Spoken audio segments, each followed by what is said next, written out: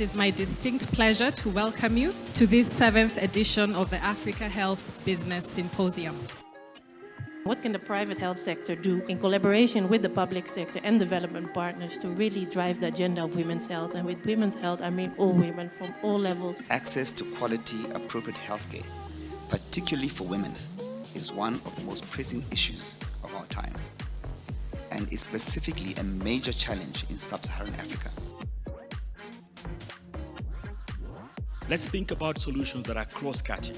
Let's break the silos across our borders. These diseases don't know boundaries. It is indeed in gatherings like this that we must do a soul searching that should bring to the surface pragmatic solutions beyond business as usual on matters of improving the health of women in the continent. I'm honored to be invited to address this very important symposium focused on a WHO priority area, advancing women's health in Africa.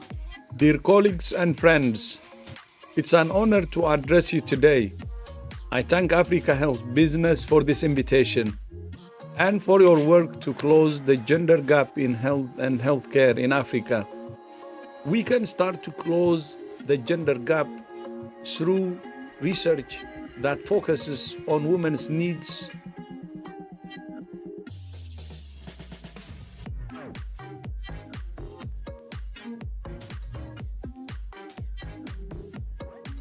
Only about 11% of African women surveyed had ever had any type of screening for cancer. No African country reported more than 30% of women having ever been screened for cancer. The main reason for high cancer mortality include low awareness of cancer signs and symptoms, as well as inadequate diagnostic and treatment facilities.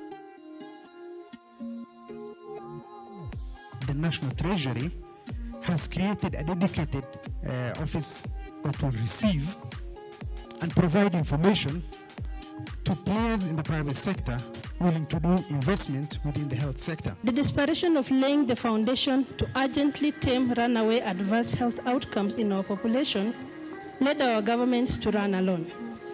But the time has come for us to walk far, and we must walk that walk together. We try to engage the government, that is the policy makers, the regulatory authority, because we think that it's a symbiotic relationship. We do not exist by ourselves.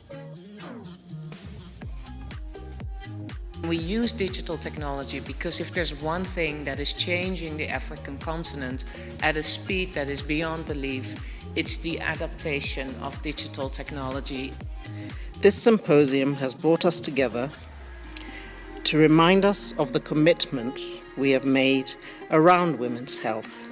Appreciate the importance of a strong health system. We are also united in the urgent need to reinforce our collective efforts in addressing the risks that threaten the gains we have made in women's health.